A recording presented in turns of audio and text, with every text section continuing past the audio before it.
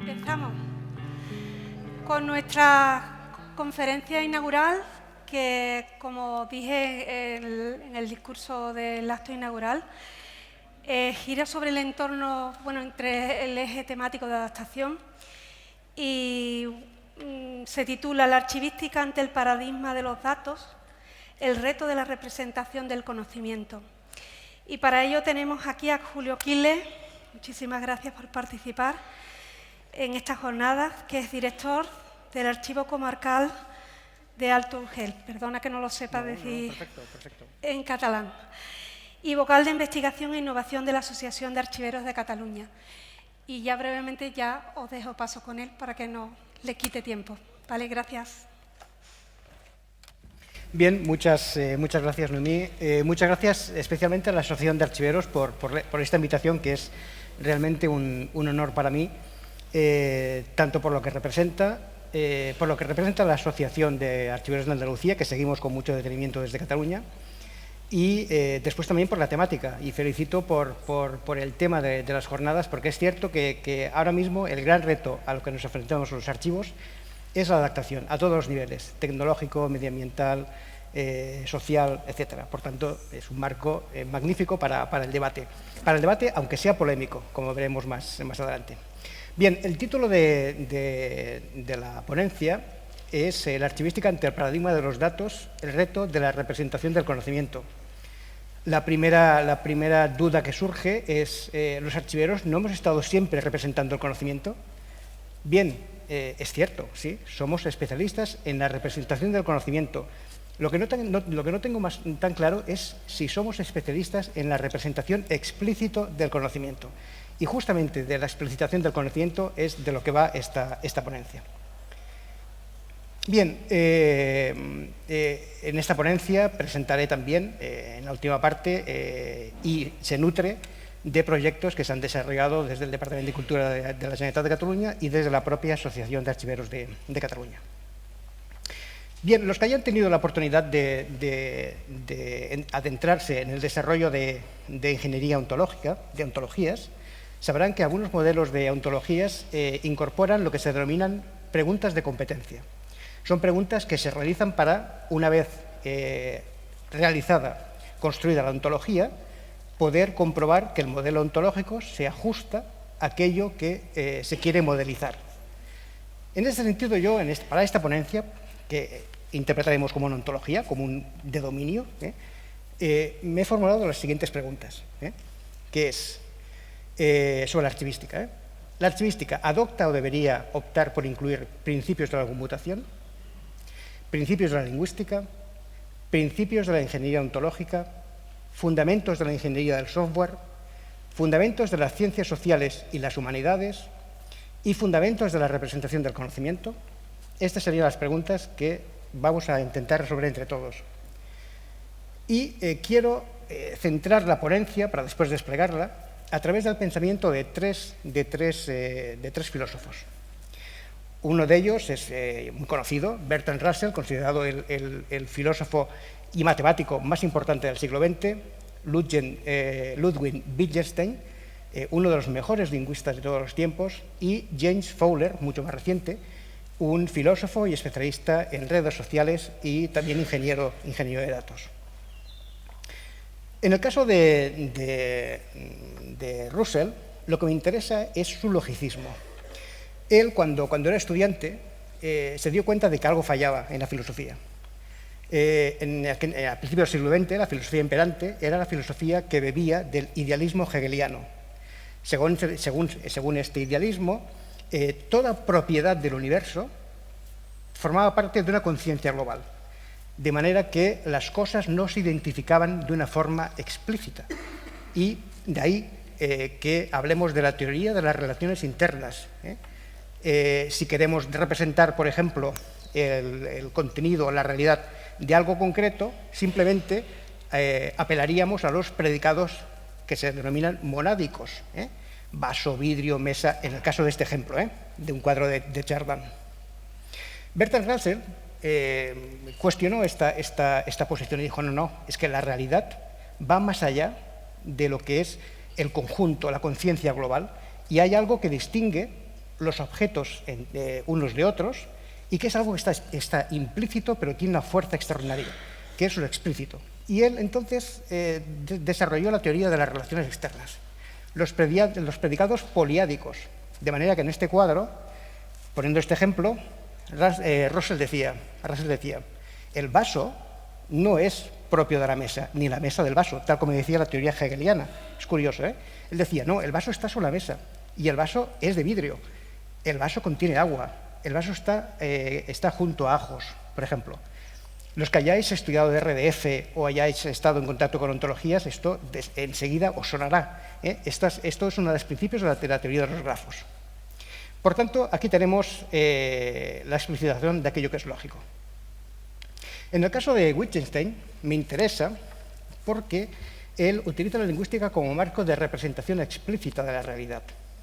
Era amigo íntimo de Russell, y gracias a Russell, él publicó su famosa obra, el Tractatus Logicus Philosophicus, una de las obras cumbres de la lingüística a nivel universal. Él tiene una frase que es muy famosa, que dice, los límites de mi lenguaje significan los límites de mi mundo. Esto es importantísimo. Otra que dice, lo que cualquier figura de cualquier forma debe tener en común con la realidad para poderla representar de algún modo es la forma lógica, es decir, la forma de la realidad. Y finalmente, la lógica sirve para depurar el lenguaje y para revelarnos la estructura interna de lo real.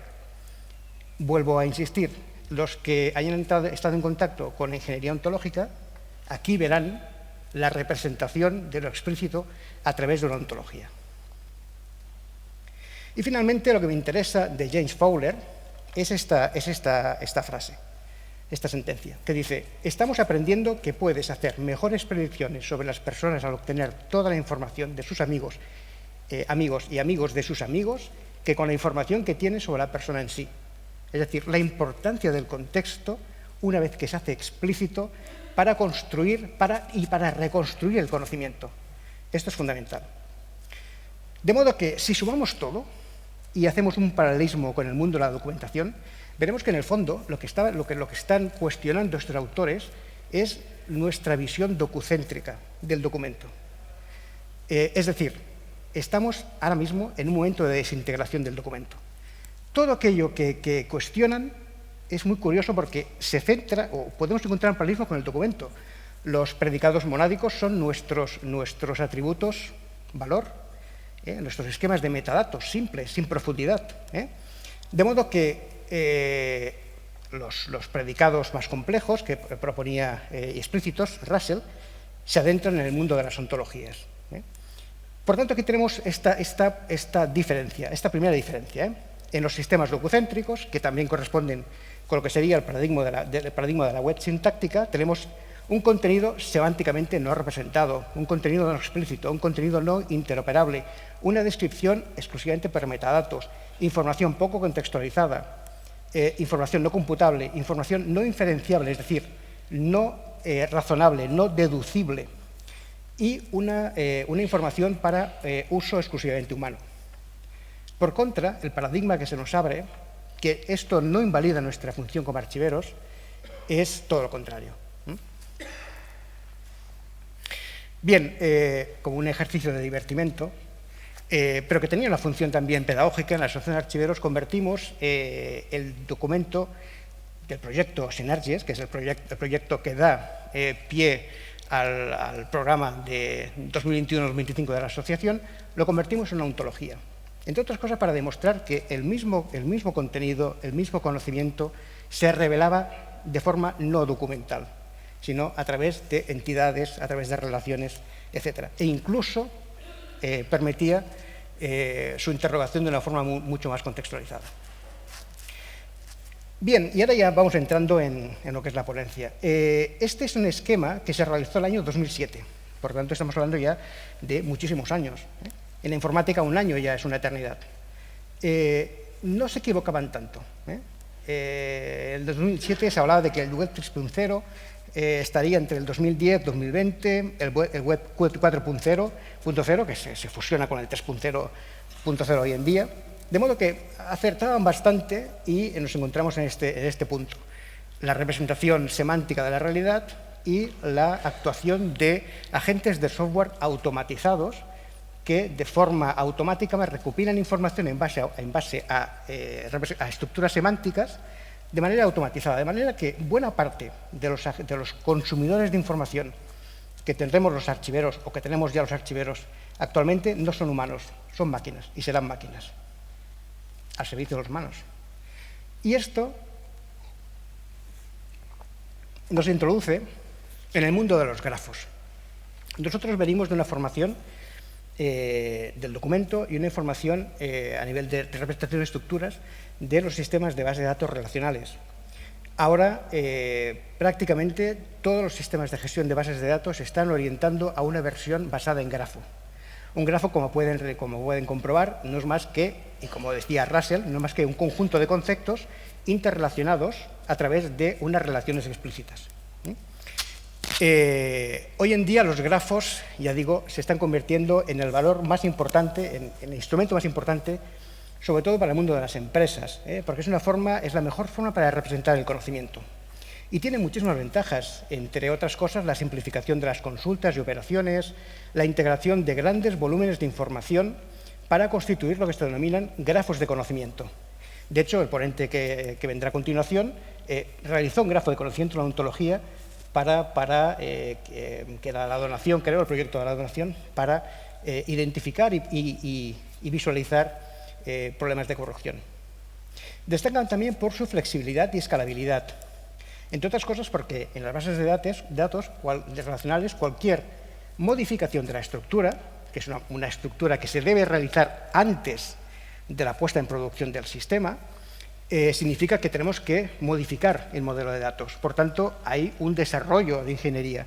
En el mundo de los grafos es tan fácil como incorporar una nueva relación. En el mundo de los sistemas de gestión de bases de datos relacionales significa crear nuevas tablas, nuevos atributos, etcétera, etcétera. Después también incorporan un aumento en el rendimiento de las consultas complejas, además de facilitar consultas más expresivas, entre otras cosas porque, como han visto, los grafos operan sobre el lenguaje natural, son sentencias del lenguaje natural.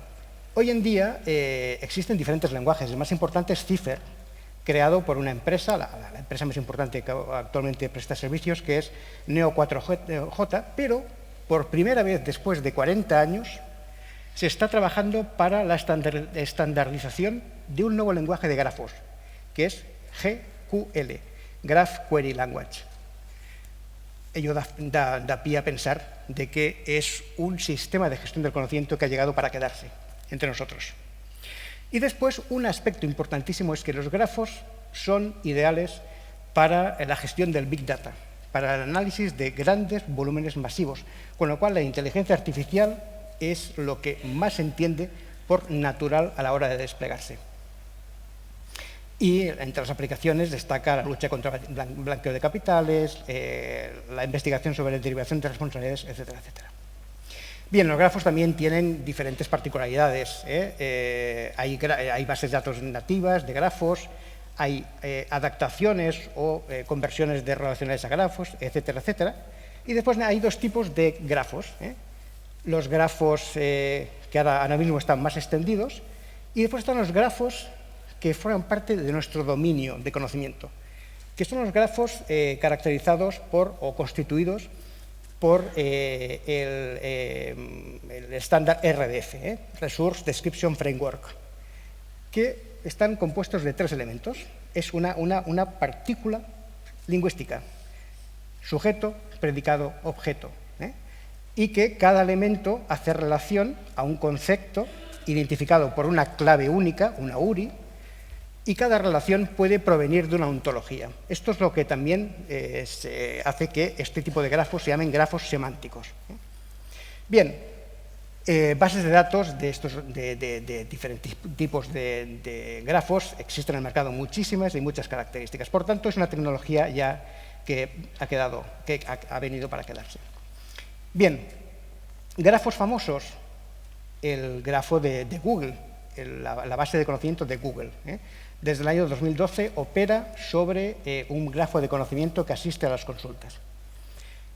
Por otro lado, DBpedia, el corazón, entre otras cosas, de la iniciativa Open Linking Data, una inmensa base de conocimientos. Y después, justamente, la iniciativa Open Linking Data, que supongo que han estado en contacto y es el entorno de desarrollo de nuestros proyectos, e incluso podríamos decir que los archiveros, bibliotecarios, museólogos somos los profesionales más indicados para llevarla a cabo. Aquí tienen una representación de LoadCloud, que es un conjunto de miles y miles y miles de datasets y ontologías interrelacionados, y después repositorios de ontologías, entre los cuales uno de los más importantes es Linking Open Vocabularies. Aquí tienen cientos y cientos de ontologías ricas en significado y ricas en semántica, que pueden ser descargadas, las podemos cargar, las podemos representar a través de editores de ontologías. Y es curioso destacar el hecho de que entre las 30 primeras ontologías, desde el punto de vista de su semántica basada en las propiedades de objeto, es decir, en el número de relaciones, entre las 30 primeras encontramos bastantes ontologías que pertenecerían al mundo GLAM.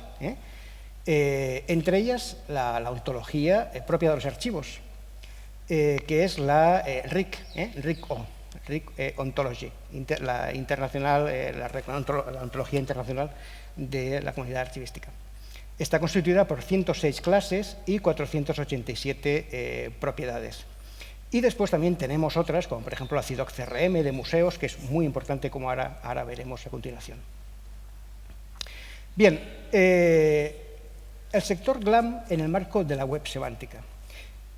De hecho, la iniciativa Open Linking Data, que es una iniciativa que intenta vincular grandes conjuntos de datos entre ellos, para de este modo poder compartir información, mejorar la interoperabilidad y, sobre todo, permitir el razonamiento semántico, es decir, la capacidad de las máquinas de deducir información. De hecho, el punto de partida fue bibliotecario.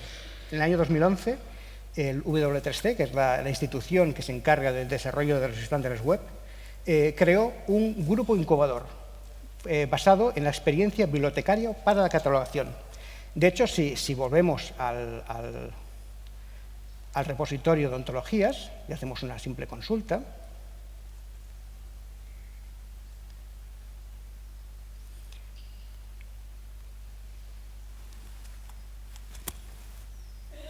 a ver si consigo que se vea. Me han dado la chuleta para verlo, pero vamos a ver. ¿Sí? Aquí, sí. Lo veo aquí en pantalla, no en mi pantalla, pero sí, disculpen un momento. No puedo interactuar con el ratón, ¿sí? Bien, hablo de ontologías, pero tengo un problema con el ratón. ¿Sí? ¿Sí? ¿Ya está? ¿Sí? Pero no lo veo aquí. Ah, de acuerdo. Ah, sí, claro, ciertamente, sí, ciertamente. No, pues no, me giraré como es una silla tan cómoda.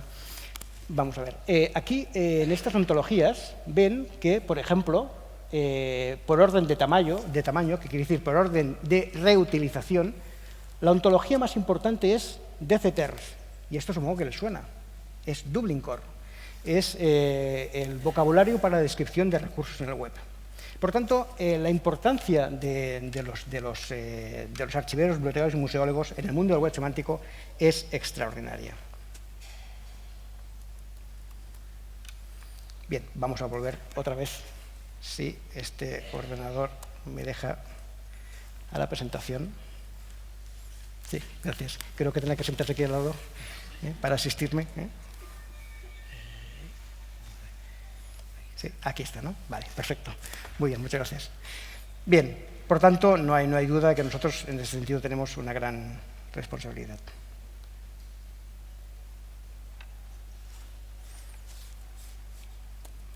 Bien. Tecnologías de la web semántica. hay dos elementos que tenemos que tener en cuenta y que tendrán una importancia fundamental de cara a la formación archivística. Es, de un lado, las tecnologías del web semántico y de otro, las herramientas. Son elementos que han de formar parte de nuestros planes de formación. Por un lado, tenemos la pila de tecnologías, entre ellas RDF, que ya hemos hablado, RDFS, para construir taxonomías, ontologías OWL, que son para utilizar las lógicas que después razonarán sobre los datos que nosotros representemos, reglas, etcétera, etcétera, y Spark como un punto de acceso. Todo esto se gestiona a través de diferentes herramientas, como por ejemplo editores de ontología, Protege es uno de los más famosos, repositorios de tripleta RDF, es decir, la información ya no se guarda en tablas, se guarda en forma de grafo, y de aquí que se guarden los triples, esta triple que hemos visto de objeto, predicado, sujeto, predicado, objeto, razonadores semánticos, etcétera, etcétera. Bien, y aquí tenemos el caso de una arquitectura para llevar a cabo proyectos de Open Ligand Data. Como pueden observar, a la izquierda tenemos el mundo de la captura de los datos, que pueden proceder o bien ya de instituciones, de repositorios en base de datos relacionales que deben ser convertidas en grafos, o bien pueden proceder de la extracción automática y la anotación semántica de muchos recursos que hay en el web a través de operaciones como el web crawling o el web scraping. Una vez incorporados en la arquitectura que dará origen a los grafos, que hemos visto antes, estos grafos son dotados de sentido a través de ontologías. Y estas ontologías son las que permiten interconectar cientos, miles de recursos entre ellos, con lo cual se produce lo que se denomina la serendipia, es decir, la serendipia leak in open data, que es el descubrimiento de algo que no estamos buscando, pero maravillosamente nos aparece y nos interesa. Todos podemos estar pensando en Amazon, por ejemplo. Amazon trabaja de una forma semántica y nos recomienda cosas. Y pensamos, pero qué bien, ¿no? Porque ya hace el trabajo por mí. Bien, esto forma parte también del web semántico. Y después hay una parte importantísima que hace referencia a la parte inferior de la derecha, a toda la explotación de esta gestión semantizada, que son aplicaciones no SQL, visualización de datos, razonadores, etcétera, etcétera. Por tanto, un universo complejo tecnológicamente, pero con unas posibilidades maravillosas. Los archiveros y el resto de profesionales GLAM no somos ajenos a ello, y hemos ido realizando un proceso desde los años 90 para adaptar nuestras formas de describir la realidad a esta nueva realidad semántica, pasando por la integración conceptual a través de modelos conceptuales. Uno de ellos es CENEDA, por ejemplo, uno de los mejores modelos conceptuales para evolucionar a ontologías. Y de aquí, tanto de archivos, bibliotecas como museo, se han ido generando productos orientados a web semántica, como por ejemplo Europeana, con el Europeana Data Model, que trabaja sobre una ontología de museos, de patrimonio cultural, que es CIDOC CRM, o BigFrame en bibliotecas, o nuestra ontología. La normalización ISO, de hecho, ya ha dado carta de naturaleza a la existencia de cientos de estándares orientados al intercambio de información, con lo cual podemos decir que ahora mismo el mundo de la ingeniería ontológica es una realidad que está realmente en expansión. Una de las ontologías más importantes del patrimonio cultural es CIDOC CRM. Y aparte es una de las más veteranas, y no del sector de los archivos, sino a nivel general. De hecho, como ya veremos, y aquí tienen las diferentes manifestaciones de esta ontología, primero como marco de referencia a nivel textual, se explica todas sus clases, sus propiedades, sus componentes, etcétera, a nivel textual. Tenemos la ontología a nivel también ISO, y después tenemos una transformación en ontología propiamente semántica, utilizando lógicas en un editor de ontologías, que es la realizada en el marco del proyecto Elargen CRML OWL. Si tenemos tiempo ya navegaremos un poquito por alguna de estas ontologías. Bien, en el caso de la CIDOC CRM, Aquí tienen un grafo que ilustraría cómo, a través de esta ontología, podemos describir recursos de información. En este caso sería una fotografía. En esta fotografía se identifican tanto los actores a través de diferentes clases de CIDOC CRM. Por ejemplo, la entidad E38 representa la imagen y se va desglosando el contenido y se van especificando las subrelaciones. La ontología CIDOC CRM es muy veterana. Nació conceptualmente entre el 94 y el 96, como modelo de entidad-relación, se convirtió en orientada a objeto y finalmente en el 2006 se aprobó como norma ISO, para después ser modificada en el 2014 hasta la actualidad. La norma CIDOC CRM es una de las más utilizadas en el campo GLAM, pero también fuera del campo GLAM, porque es una de las primeras ontologías orientadas que se denominan a eventos, es decir, a describir no solo elementos pasivos, sino cómo interactúa la realidad entre objetos, personas, tiempo, lugar, etc. Es una base de conocimientos global muy utilizada para el desarrollo de nuevas aplicaciones y sobre todo para la creación de lo que se denominan los sistemas federados para compartir conocimientos. Bien, aquí tienen también la posibilidad y de hecho, cómo se ha ido tratando la ontología a la hora de desarrollar lo que se denominan extensiones. De hecho, durante un tiempo se consideró que la actual RIC, la norma de interoperabilidad de los archivos, fuera una extensión más de la CIDOC CRM, como ha pasado con el mundo de las bibliotecas, a través de FRBRO, de CRM, etcétera, etcétera. Todo eso son extensiones que van dotando de semántica a estos modelos ontológicos. Aquí tienen, por ejemplo, descripción de secciones de las ontologías, en el caso de FRBRO o CRM, como comentaba antes. Es una comunidad muy activa, con muchísimos eventos donde se comparte conocimiento, así como proyectos de desarrollo.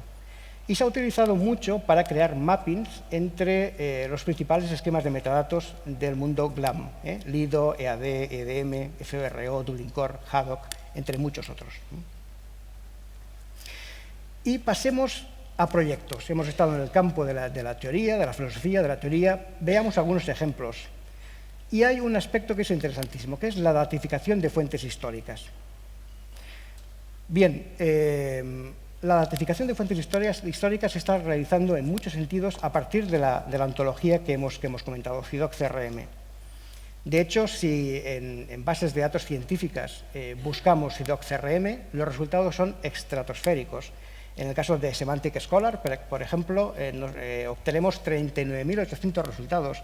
Y en Google Scholar obtenemos más de 90.000 resultados. Es decir, la producción científica en torno a CIDOC CRM es extraordinaria, sobre todo desde la aplicación de inteligencia artificial.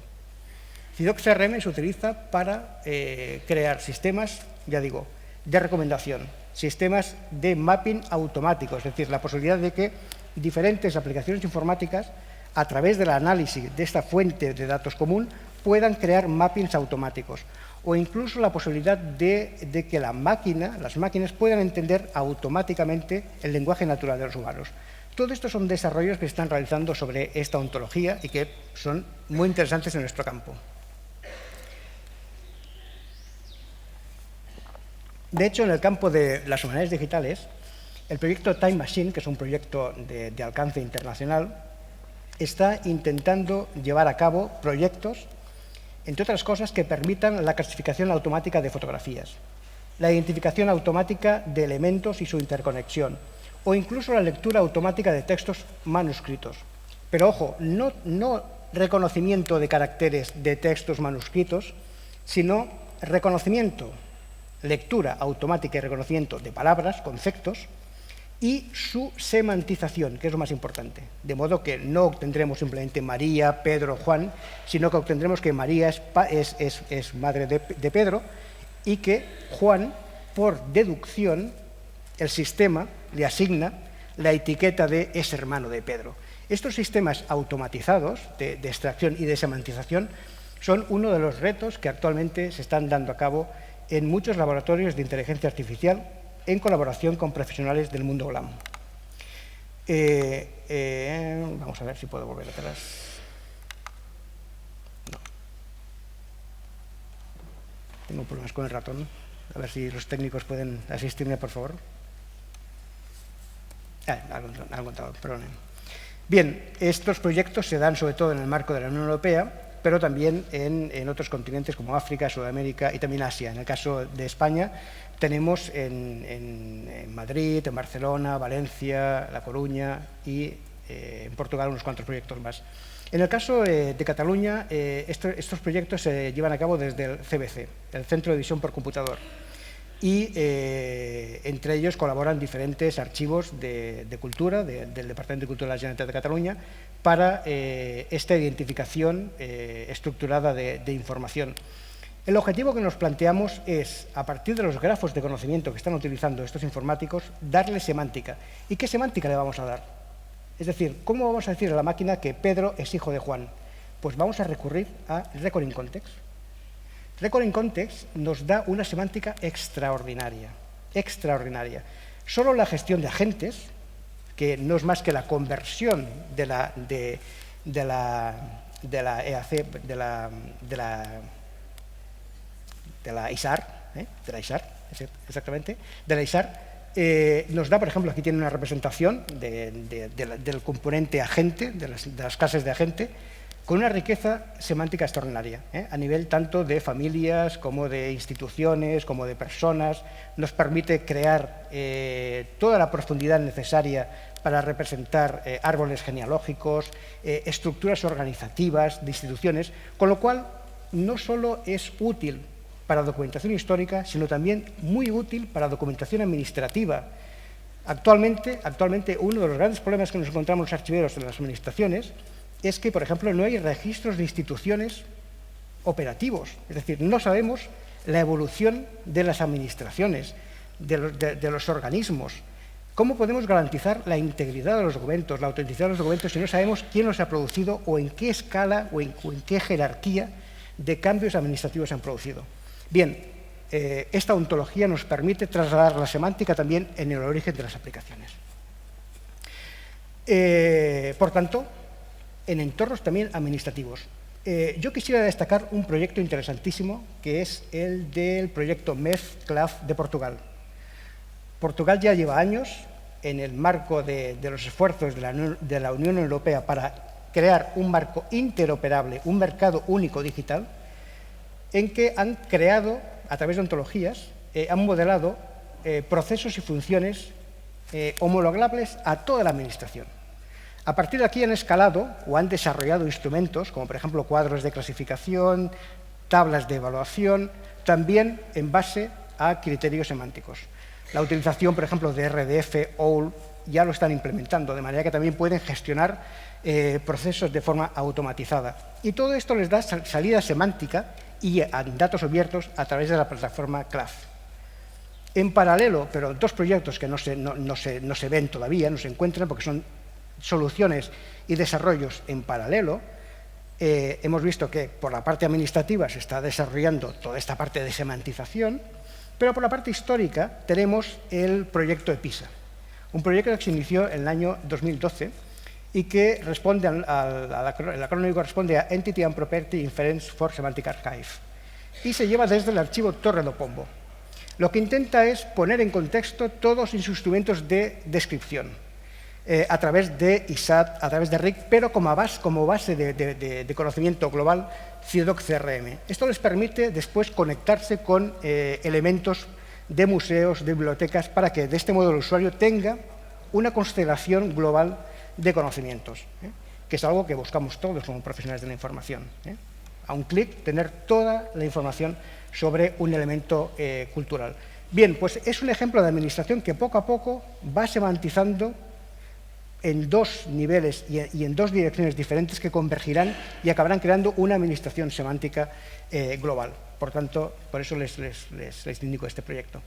En el caso español tenemos ejemplos de ontologías que se están poniendo al servicio también para la administración de todos los datos abiertos, como en el caso de la ontología del Gobierno de Aragón, ella, versión .2. Y después también a nivel teórico ya empezamos a tener algunos experimentos, como el caso de Iñaki y de Miguel, de modelización de estructura y gestión de documentos administrativos, como en el caso de la ontología del modelo de gestión documental del Gobierno vasco en su primera versión.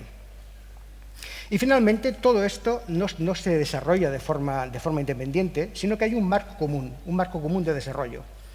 Por un lado, tenemos las normas técnicas de interoperabilidad, que, entre otras cosas, también obligan a la reutilización de recursos de información. Y esta reutilización ha de ser una reutilización con vistas a los humanos, pero también una reutilización por parte de las máquinas, por tanto, tecnologías semánticas. Y después estamos en plena revolución semántica, podríamos denominarlo así, en el caso de la Unión Europea. Como saben, en noviembre de 2022, la Unión Europea, la Comisión Europea, aprobó la Ley Europa Interoperable, que es una auténtica revolución en todos los sentidos, hasta el punto de que crea y dota financieramente lo que se denomina espacios de investigación, de pruebas, para que empresas e instituciones puedan desarrollar y desplegar todas sus... y creo que me estoy apurando el tiempo, ¿verdad? Pues vamos a avanzar un poquito rápido. Bien, pues justamente vamos a entrar en la parte final, que son retos, desafíos y oportunidades. Y aquí voy a ser muy polémico, porque en este congreso vamos a hablar de aspectos que serán interesantísimos para el debate. Bien, retos y oportunidades. Tenemos la formación. Aquí les pongo un ejemplo de Francia, que ha llevado a cabo un programa de formación para formar a todos los empleados, desde los ministerios hasta la administración local en materia de cultura. Interesantísimo, se lo recomiendo. Y, por tanto, dentro del proyecto JADO, que es un proyecto para semantizar toda la administración de cultura. Pero una cosa que me interesa es que debemos distinguir lo que es la formación de los archiveros para implementarlo en la parte de cultura, pero sobre todo debemos formar a los archiveros para desarrollar sistemas de información. Debemos estar en el modelado de los sistemas de información. De nada nos sirve semantizar la parte de cultura si la calidad de los datos, si el gobierno de los datos no está garantizado en la fase activa. Y en este sentido debemos sobre todo intentar llevar a cabo una formación en que los archiveros puedan entender perfectamente a los informáticos en el desarrollo de sistemas de información. Es algo que en la comunidad archivística cada vez más se está implementando en los programas de formación. Por tanto, principios de ingeniería del software, sobre todo la parte de modelado. Esto ayuda también a evolucionar en la curva de aprendizaje hacia el entendimiento y la comprensión y la asimilación del desarrollo de ontologías. Bien, y es un reto, pero también es una oportunidad, porque se están creando nuevos perfiles profesionales. Hace 20 años, si ahora dijéramos, por ejemplo, ¿los archiveros podrán ser delegados de protección de datos? Todos diríamos no, porque no somos juristas. Bueno, pues hoy en día, los delegados de protección de datos, en muchos sentidos, recaen sobre archiveros. Lo mismo puede pasar con muchas profesiones tecnológicas, entre ellos, por ejemplo, el Chief Data Officer, que es como un arquitecto de sistemas. Y tenemos ejemplos de archiveros en ese sentido, o científico de datos, o especialista en visualización de datos. Los archiveros necesitamos visualizar los datos para nuestra propia función. ¿Por qué no vamos a trabajar para toda la organización? Esta visión global es la que creo que nos está esperando y que debemos potenciar. Y ahora bien, entro en un aspecto muy polémico. Atención, muy polémico, porque uno de los temas más importantes de este congreso es la valoración de documentos. Y no me consideren un hereje, pero vamos a ponerlo en contexto.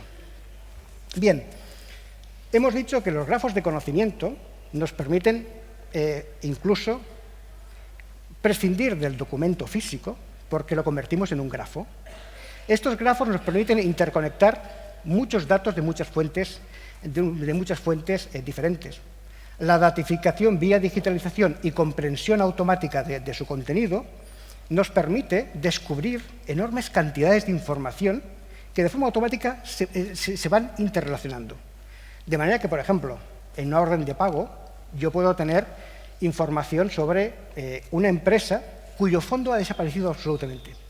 Pero al cabo de mis años, y con mis datos expuestos en la iniciativa Open Data, empiezo a ver que esta pequeña información de una factura, de una empresa, se empieza a vincular con otra empresa en otro documento y emerge aquello que se había destruido, el fondo, de una forma indirecta, pero con muchísima información que me permite reconstruir todo eso.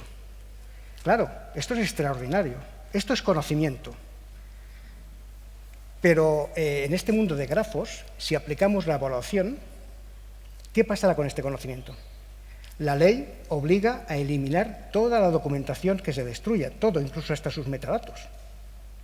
Vamos a ver, ¿qué vamos a hacer con esta información? Es una cuestión ya ética, de responsabilidad para las generaciones futuras. Claro, es un problema insostenible, no podemos conservar todo esto.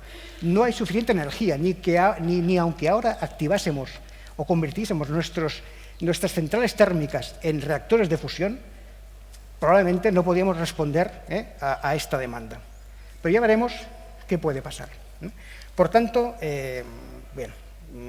ahora mismo, para preservar este conocimiento, se deberían paralizar todas las actividades de evaluación. Porque otra cuestión importante, cuando hablamos de la edad oscura digital, hablamos desde un punto de vista tecnológico, es decir, como pasó con la Viking, ¿no?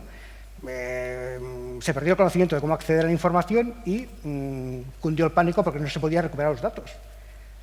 Es una cuestión tecnológica, simplemente.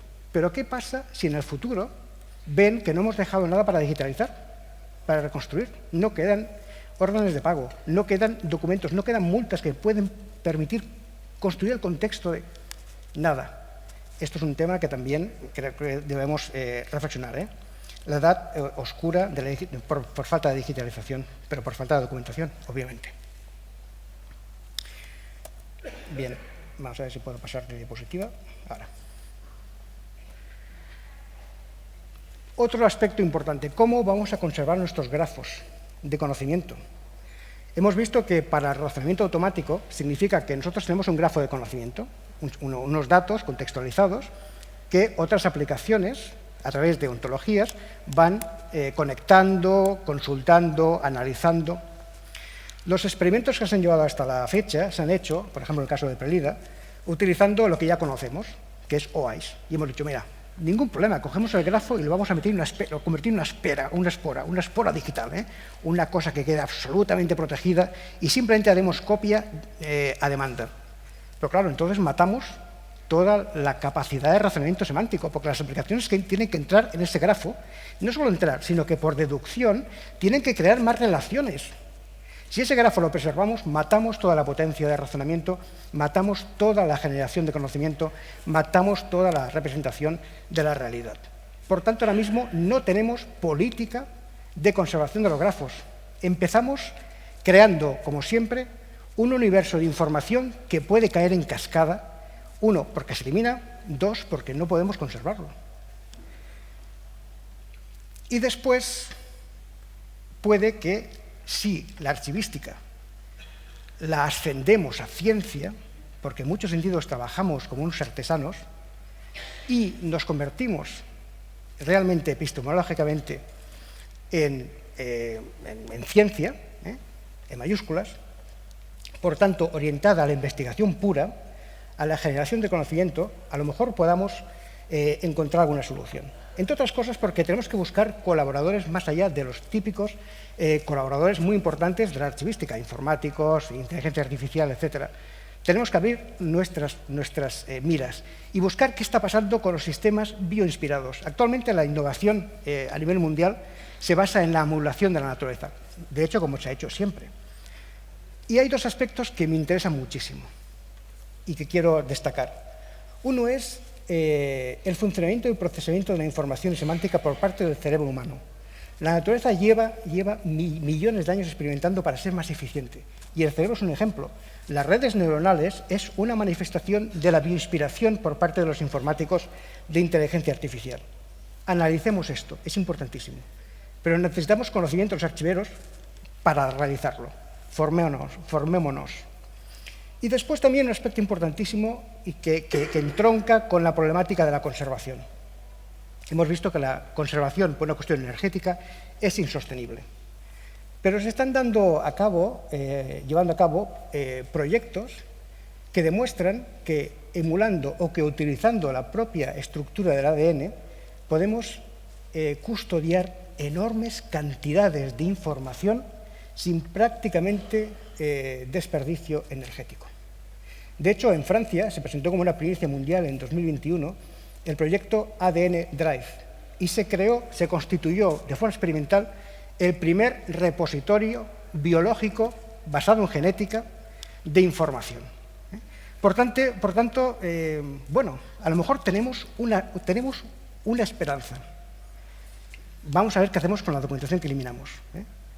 Espero que no me crucifiquen en los días que quedan de congreso. Y después, sistemas cuánticos. Atención, la computación cuántica ya coexiste con nosotros en muchos aspectos, sobre todo en la modelización y análisis predictivo, en la gestión de sensores, en el incremento de la capacidad de computación y después también en redes y sistemas de encriptación cuánticos. Es un aspecto a tener también en cuenta. Y ya simplemente, bueno, y semántica y ética, atención, esto también es muy importante. Fíjense que cuando se habla de ética e inteligencia artificial, siempre se pone el dedo en la mala calidad de los datos o la selección interesada o sesgada de los datos o la forma en que los algoritmos se desarrollan. Pero yo no oigo hablar de semántica. La semántica significa una forma de modelizar el mundo, en los buscadores, en nuestras formas de representar la realidad de cada dominio. Bien, si las máquinas, los agentes inteligentes, se basan en la inteligencia, en la semántica, para intercambiar información, si comenzamos a modelizar el mundo de una forma distorsionada, ¿qué respuesta obtendremos? Pues una respuesta distorsionada. Y el problema es que es muy opaco. Hay grandes ontologías que son opacas y que están detrás de buscadores, de grandes bases de conocimiento, etcétera, etcétera. Lo peor es que no podemos distinguir la realidad de la ficción, o qué es lo que nos muestran y qué es lo que ocultan. Y otro aspecto, que eso sí que se habla, pero no se habla de semántica, se habla de, por ejemplo, la inteligencia artificial generativa, el famoso chat PGT, entre otros. Bien, esto es otro problema, el hecho de que no podamos distinguir en un futuro realidad de ficción. Bien, y ya ahora sí que finalizo. Simplemente indicar aspectos que estamos llevando a cabo desde el Departamento de Cultura de la Generalitat y desde la Asociación de Archiveros de Cataluña. Una es la traducción de la norma ISO 21127, que es la CIDOC CRM, la de museos, la de patrimonio cultural. Otra es la formación en ingeniería ontológica para archiveros. Esto consideramos que es muy importante para acelerar el conocimiento. Otra es a través de la colaboración con Interpares Trust AI. Tenemos aquí un representante muy destacado en la figura de Josep Esteve Caselles, y que está haciendo una gran labor. Y después también la orientación de jornadas y congresos hacia la difusión y análisis sobre sistemas bioinspirados. Y desde el Departamento de Cultura de la Generalitat estamos trabajando en el aspecto de semantización, en aspectos de generación de nuevos aplicativos informáticos y la colaboración muy estrecha con laboratorios de inteligencia artificial. Bien, aquí acaba mi exposición. Les doy muchísimas gracias por su atención y espero que podamos debatir.